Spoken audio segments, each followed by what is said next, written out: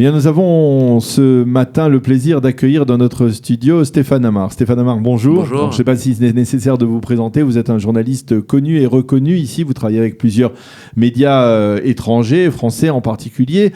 Et vous êtes auteur, écrivain de plusieurs ouvrages, en particulier sur les Arabes israéliens. Et c'est la raison pour laquelle nous vous avons sollicité ce matin, après une déclaration, il faut bien l'avouer, plutôt inattendue de la part du chef de la liste arabe unifiée, Ayman Oudeh, qui a annoncé qu'il serait prêt à rejoindre une coalition gouvernementale qui serait conduite par Benny Gantz, par le centre-gauche. Et ça, c'est tout à fait inédit, on va dire même dans l'histoire politique de l'État d'Israël. Les Arabes, les partis arabes israéliens, quelle que soit leur obédience, se sont toujours mis de côté et ont évité même de recommander pour une personnalité devant le président de l'État, de recommander telle ou telle personnalité pour former un gouvernement, dans la mesure où ce gouvernement est bien entendu par essence un gouvernement sioniste. Expliquez-nous, qu'est-ce qui a changé avec Ayman Oudeh? Qu'est-ce qui peut motiver cette démarche tout à fait inhabituelle?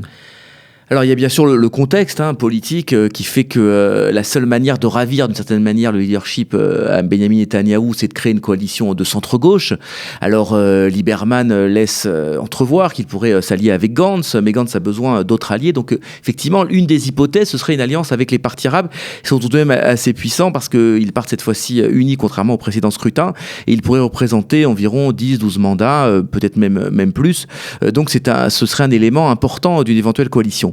Maintenant, la véritable révolution, si j'ose dire, parce qu'il s'agirait vraiment d'une révolution, elle s'explique par la personnalité d'Ayman Oudeh et d'une certaine manière sa vision de la politique israélienne et du rôle des Arabes dans cette politique israélienne. Jusqu'à présent, les Arabes étaient une force d'opposition, j'allais dire intégrale quelque part aux progressionnistes. C'était même, on l'a vu avec d'autres des prédécesseurs d'Ayman Oudeh, notamment Ahmed Tibi, c'était carrément des représentants de l'autorité palestinienne au sein de la démocratie israélienne. Ça a été des alliés ouverts de Yasser Arafat, et donc leur rôle était finalement de déstabiliser la démocratie israélienne, de la déstabiliser de l'intérieur, je dirais. Ayman Oudeh, lui, dans une autre vision, il a une vision, j'allais dire, beaucoup plus sociétale du problème arabe israélien. Ce qui l'intéresse, c'est de défendre les droits des Arabes israéliens, de lutter contre les discriminations, de défendre en quelque sorte leur place au sein de la société israélienne. Et donc, dans cette optique, il ne serait pas illogique que les Arabes israéliens siègent au gouvernement et défendent les intérêts des Arabes israéliens dans ce gouvernement, comme le font d'une certaine manière les ultra-orthodoxes. Alors, c'est vrai pour Ayman Oudeh, ce que vous dites, c'est dire on va le considérer comme un modéré dans la communauté, dans le secteur arabe israélien, mais de par le fait que cette liste est une liste arabe unifiée, on peut s'attendre à une réaction de rejet ou de refus de la part, on va dire, des franges plus radicales, parce que effectivement, et ça c'est quelque chose d'assez impressionnant en soi, les partis arabes ont réussi à s'unifier dans une seule et même liste, alors qu'ils représentent, on va dire, à gauche les partis laïcs communistes et à droite les partis islamistes les plus radicaux. Vous pensez que tout le monde peut accepter cette démarche, alors non, il y a évidemment ce côté du côté des radicaux de Balad ou alors des radicaux du parti islamiste israélien, on a du mal à imaginer qu'ils siègent dans un gouvernement israélien. Bien sûr, c'est complètement incompatible, c'est évident. Puis il y a ce côté épouvantail, bien sûr, pour les électeurs israéliens juifs. Alors ça, on va y revenir aussi, parce que c'est aussi important. Mais on pourrait imaginer, par exemple, que si elle devait participer au gouvernement, cette liste se scinde, comme ça arrive pour d'autres partis, qu'il y a certains membres qui aillent dans le gouvernement, que d'autres fassent sécession.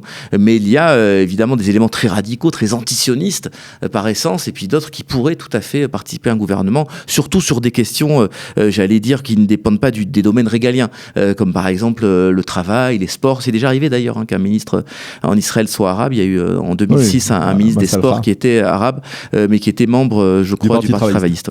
Alors, effectivement, maintenant, alors je parlais des partis arabes radicaux, mais est-ce qu'on peut imaginer une coalition, parce qu'il le faudrait aussi, entre d'un côté les Arabes israéliens, de l'autre côté Avigdor Lieberman, parce que c'est indispensable au niveau numérique, au niveau des calculs. Oui, c'est pour ça que ça paraît très hypothétique, parce que Lieberman effectivement a construit sa carrière sur son opposition aux Arabes israéliens. Il veut les mettre du côté palestinien, redessiner la ligne verte. C'est l'occasion de rappeler un peu cette théorie de Lieberman. De Lieberman, qu'il faut en fait créer deux États, j'allais dire homogènes ethniquement, c'est-à-dire un État beaucoup plus juif du coup de ce côté de la ligne verte et essentiellement palestinien de l'autre côté, c'est-à-dire en fait tous les villages et les villes arabes très importantes du triangle, qui se trouvent au bord de la ligne verte, les faire basculer la population arabe israélienne. Les faire basculer du côté palestinien, ce à quoi évidemment sont très très hostiles les Arabes d'Israël, qui veulent à tout prix rester du côté israélien pour des raisons qu'on comprend bien.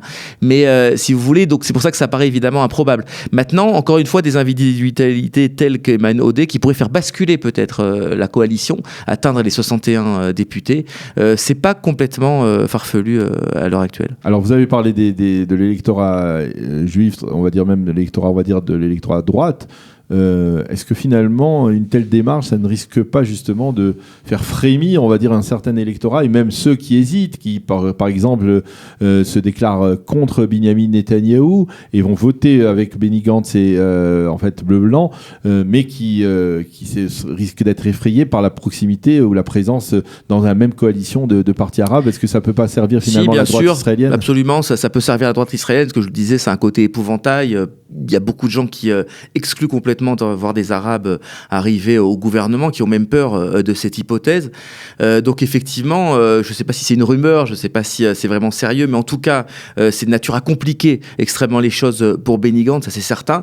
Il y a autre chose quand même qu'il faut préciser qui est très très important, c'est que l'année dernière a été votée la loi Israël, État-nation du peuple juif, et cette loi d'une certaine manière protège le caractère juif de l'État d'Israël, c'est-à-dire qu'elle coule dans le marbre l'identité juive de l'État d'Israël, son drapeau, ses symboles, son hymne national, sa langue, etc.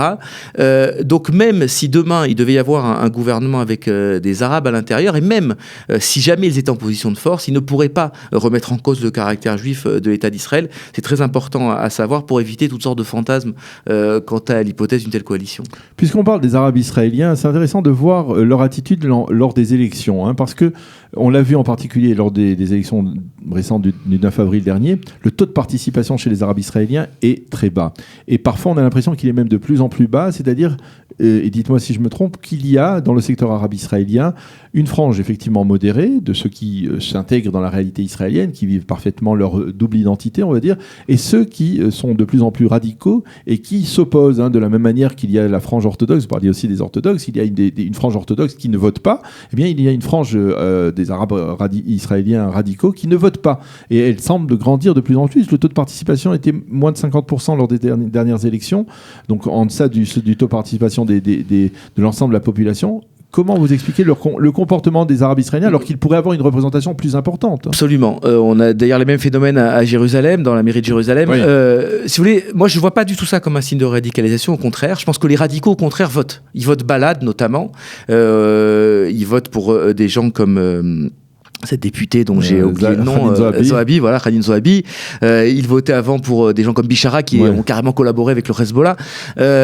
Ils sont au contraire très politisés. Souvent, c'est la jeune génération qui veut en découdre avec l'État juif, qui veut encore une fois contester l'État juif de l'intérieur, déjudaïser l'État d'Israël, faire, comme on dit, un État de tous ses citoyens.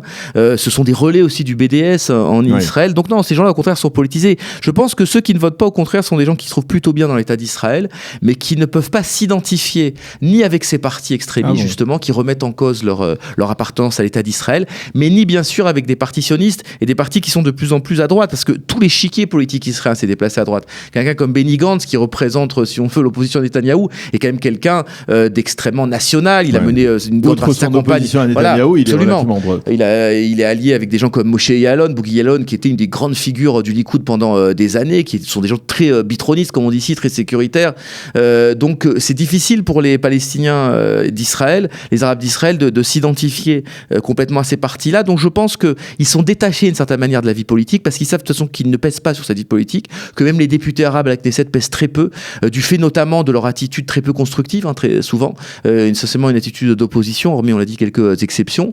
Donc je pense que l'abstention n'est pas une traduction de radicalisme. Je pense pas. Il y a un décalage entre on va dire, les élus locaux, régionaux, dans les maires des villes arabes israéliennes et les députés qui sont souvent beaucoup plus radicaux. Même lorsqu'on parle des Manodé, ils ont un vocabulaire, une sémantique bien plus militante.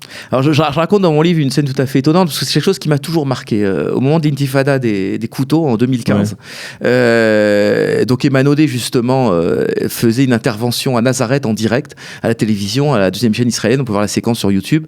Et le maire de Nazareth est arrivé en voiture en plein direct et lui a dit tais-toi Manodé, arrête de critiquer Israël, tu enlèves tous nos clients, il n'y a plus personne qui vient faire ses courses ici, de quoi tu te mêles. Et là on voit très bien l'opposition entre justement, vous le disiez, les élus de terrain qui veulent faire fonctionner leur commune, faire fonctionner leur commerce, leurs entreprises, etc., qui sont extrêmement proches de leurs collègues juifs, de toute l'administration israélienne, etc. Il y a, on ne va pas revenir là-dessus, mais évidemment des réussites spectaculaires dans le domaine de l'industrie, du commerce, même de l'université, etc. en Israël, de les hôpitaux, il y a des collaborations très très étroites. Et d'un autre côté, l'idéologie, je dirais, des députés, ceux qui doivent représenter quelque part la nation, entre guillemets, arabe israélienne, qui sont évidemment très radicaux, mais des fois ça peut se traduire chez la même personne. Hein. Quelqu'un comme Manodé peut être très dur à la Knesset et en privé être quelqu'un d'absolument courtois et qui va coopérer avec les Juifs. Alors une dernière question, Stéphane. On sait que souvent, à la veille des élections, les députés arabes israéliens vont voir Mahmoud Abbas. Alors tout à l'heure, on parlait de Yasser Arafat. Il y a aussi la fille d'Yitzhak Rabin, ils ne sont pas les seuls. Voilà, ils ne sont pas les seuls, la petite fille d'Yitzhak Rabin. Pardon. Mais est-ce que vous pensez que, par exemple, une démarche comme celle-là de Manodé ait pu être initiée sans l'aval de Mahmoud Abbas? Est-ce que peut-être que Mahmoud Abbas veut, à travers le secteur arabe israélien, les élus arabes israéliens, essayer d'influer sur la formation d'un gouvernement qui serait un gouvernement de gauche? Je pense que Abbas a de moins en moins d'influence sur les arabes israéliens et de moins en moins d'influence en général. Il y en a d'ailleurs très peu maintenant sur son peuple. On voit tous les jours des déclarations extrêmement dures de responsables politiques palestiniens contre Mahmoud Abbas. C'est vraiment, un politicien en fin de règne, très avancé. Non, je pense qu'il y a des intérêts propres aux arabes israéliens. Ils viennent à chaque fois. Ils viennent parce qu'il y a un côté symbolique. C'est un petit peu le pèlerinage à la roche de Solutré, comme ça on vient chercher une espèce d'adoubement, mais bon, ça reste très symbolique. Mais je pense que si vous voulez, les considérations, les calculs politiques des arabes israéliens sont motivés par des considérations très internes, très concrètes, très pragmatiques. Encore une fois, c'est une population qui cherche sa place dans l'État d'Israël et qui, j'espère, est en train de la trouver. Merci beaucoup Stéphane Amar, nous avoir éclairé sur ce dossier toujours passionnant des Arabes israéliens, de leur positionnement justement dans cette perspective des élections du 17 septembre. Merci d'avoir été avec nous. Merci Daniel. Shabbat Shalom. Merci. Shabbat Shalom.